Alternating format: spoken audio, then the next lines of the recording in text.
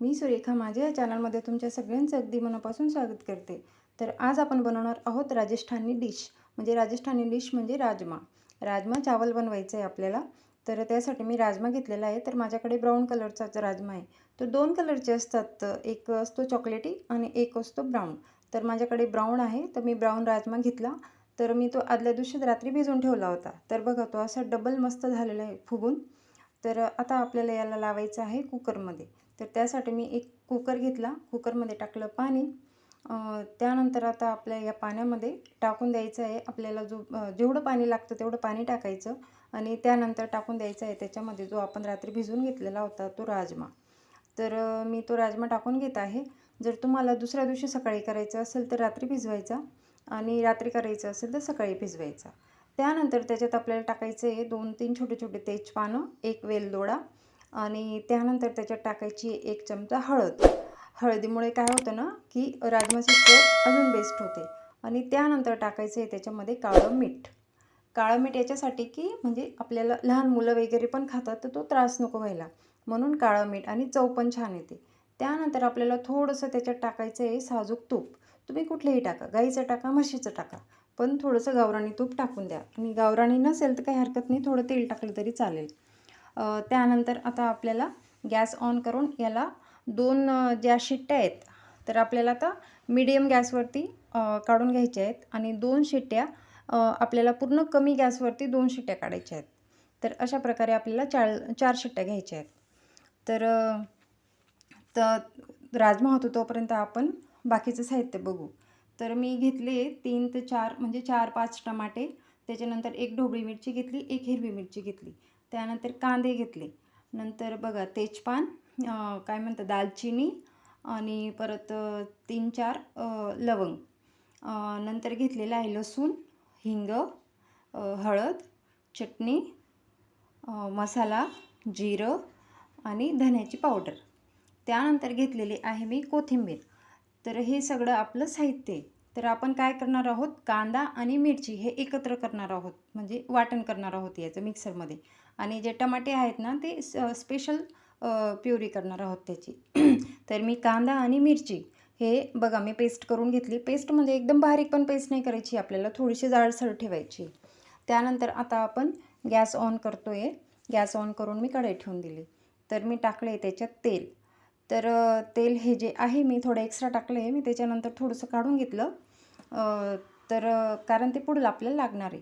तेल तापल्यानंतर त्याच्यात टाकलं जिरं। जिरं मस्त तडतडू द्यायचं। त्याच्यानंतर त्याच्यात परत आपण जे तेजपान वगैरे काढून ठेवलं होतं ना ते टाकायचं आहे। मग तेजपान, त्याच्यानंतर दालचिनी आणि प्लस 1 वेलदोडा असं मी टाकून घेतलं त्याच्यात मसाले आणि 3 ते 4 लवंगचे तुकडे। तर अशा प्रकारे लवंगचे तुकडे म्हणजे अख्खे लवंग। त्यानंतर लसूण मी कुटून घेतला जाडसर खलबत्त्यामध्ये मस्त। आणि आता आपण जे कांदे आणि मिरचीची जी पेस्ट केली आहे थोडी जाडसर ती टाकून द्यायची। हे व्यवस्थित परतून घ्यायचं थोडंसं असं लालसर।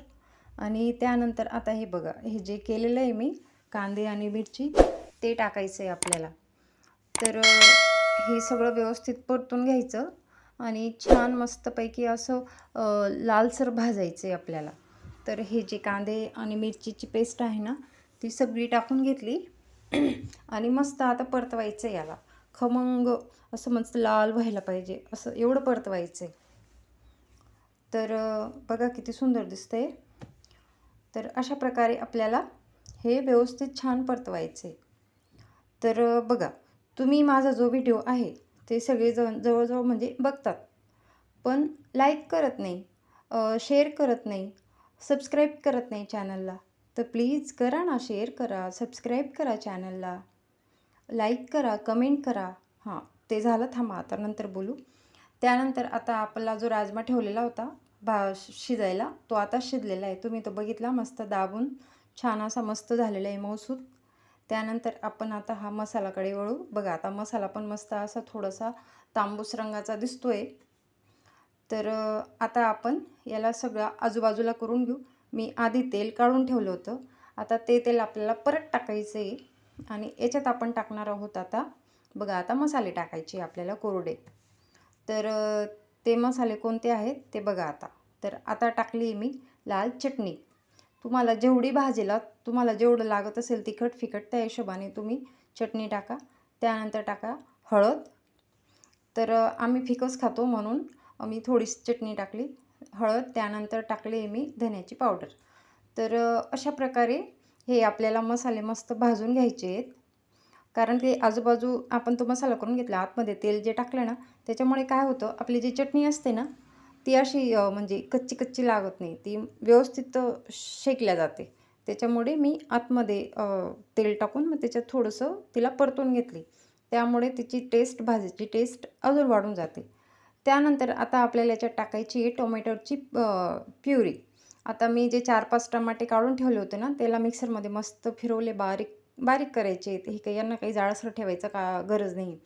हिला मस्त बारीक करायची आणि छान मस्तपैकी टाकून द्यायचं याच्यामध्ये. तर आता बघा आपण याच्यात टाकले टमाटे. तर टमाटे शिजण्यासाठी, लवकर शिजण्यासाठी आपल्याला याच्यात टाकायचं आहे थोडंसं मीठ. तर मी ते मीठ टाकलं, बघितलं तुम्ही. तर आता मस्त परतवायचं आहे आपल्याला. तर छान मस्त खमंग वास येऊस्तोपर्यंत परतवायचं आहे. म्हणजे जोपर्यंत जे आपला जो मसाला आहे ना तो तेल सोडत नाही तोपर्यंत आपल्याला परतवायचं आहे. तर तो परतून झाला. त्यानंतर आता जे आपण राजमा जो शिजवलेला होता तो त्याचा कुकर मी आता ठेवून दिला गॅसवरती. तर बघा एकदा परत दाखवते, मस्त शिजलेला आहे राजमा. त्यानंतर आता हा जो मसाला केला आहे आपण, हा याच्यामध्ये मस्त मिक्स करून द्यायचा आहे. बघा सगळा मसाला व्यवस्थित टाकून द्यायचा आहे त्याच्यामध्ये आणि त्याला मस्त असं हलवून द्यायचं आहे. तर जवळजवळ आपली भाजी 90% झाली, फक्त 10% बाकी. तर त्यानंतर आता आपल्याला याला थोडंसं असं उकळी येऊस्तोपर्यंत राहू द्यायचे आणि त्याच्यानंतर त्याच्यात टाकायचे मीठ. मीठ टाकताना व्यवस्थित लक्ष द्यायचं, कारण आपण टमाटे वगैरे शिजवताना पण मीठ टाकलेलं आहे. त्याच्यानंतर ज्यावेळेस राजमा शिजवला त्याच्यात पण थोडंसं काळं मीठ टाकलेलं आहे. त्याच्यामुळे मीठ टाकताना व्यवस्थित टाकायचं प्रमाणानुसार. आत्ता टाकायचा आहे आपल्याला आपला मसाला. तर मसाला जो आहे माझा साधा आहे, खडा मसाला मी काय म्हणजे खूप कमी वापरते, जास्त नाही वापरत. तर हा जो माझा मसाला आहे तो अंबारीचा कांदा लसूण मसाला आहे, तोच वापरते मी. आणि त्यानंतर आता बघा असं उकळी आली, त्याच्यानंतर आपल्याला कुकर बंद करून कमीत कमी 2-3 मिनटंपर्यंत असंच राहू द्यायचं आहे व शिजवून घ्यायचं आहे त्याला. ज्यामुळे आपण जो मसाला वगैरे टाकला ना तो असा एकजीव होऊन जाईल आणि भाजी अजून चविष्ट होईल. तर बघा ते झालं. तर मी आता कुकर ऑन केला, म्हणजे उघडला. तर आता आपण याला खाली उतरवून घेणार आहोत कुकरला, कारण आता आपल्याला याला द्यायचा आहे तडका. तर त्यासाठी मी कुकर उतरवला खाली आणि आता घेते मी तडका पॅन. त्यासाठी मी आता सगळ्यात आधी गॅसवरती जाळी ठेवून घेतली एक आणि गॅस ऑन केला. आणि त्यानंतर आता मी ह्याच्यात टाकते तडका पॅन ठेवला. त्याच्यात आता आपल्याला टाकायचे 2 चमचे तूप. मस्त साजूक तूप टाकायचं थोडंसं, 2 चमचे, 1 चमचा, 1.5 चमचा तुमच्या हिशोबाने तुम्हाला जेवढं टाकायचं तेवढं टाका. त्यानंतर त्याच्यात टाकायची थोडंसं जिरं. जिरं मस्त तडतडतं आहे, बघा किती छान तडतडतं आहे. त्यानंतर आता याच्यात आपल्याला टाकायचा आहे थोडासा हिंग. आता टाकायचा आहे हिंग. आपण फोडणीला नाही घातला, आता आपल्याला वरून फोडणी घालायची आहे त्याला. तर आता टाकला आपण थोडासा हिंग आणि आता मी याच्यात टाकणार आहे थोडीशी चटणी. गॅस बंद करून दिला मी. आणि तर बघा, तर ते फोडणी देऊन झाल्यानंतर हे याच्यात टाकून द्यायचे.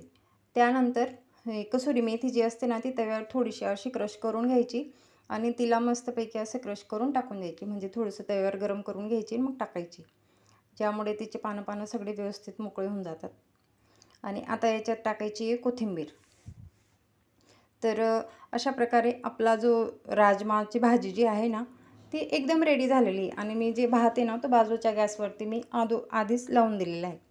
तर हे बघा आता झाली आहे आपली राजमाची भाजी. बघा किती सुंदर दिसते, भात पण किती पांढरा शुभ्र दिसतोय. तर बघा, तुम्हाला जर माझा व्हिडिओ आवडत असेल तर प्लीज प्लीज प्लीज व्हिडिओला लाईक करा, त्याच्यानंतर कमेंट करा आणि चॅनलला पण सबस्क्राईब करा. कारण कसं आहे, तुम्ही सबस्क्राईब करणार नाही तर पुढचे व्हिडिओ कसं करणार हो मी. तर त्याच्यामुळे प्लीज व्हिडिओला लाईक करा, चॅनलला सबस्क्राईब करा आणि अजून तुमच्या मित्रमैत्रिणींना शेअर करा. तुम्हाला काही समजत नसेल तर मला कमेंट करा की ताई असं नाही असं दाखवा, मी त्या पद्धतीने दाखवेल. पण प्लीज व्हिडिओला लाईक करा, शेअर करा, कमेंट करा, चॅनलला सबस्क्राईब करा. तर बस एवढंच म्हणणं आहे माझं. तर ओके, माझा व्हिडिओ बघितल्याबद्दल थँक्यू.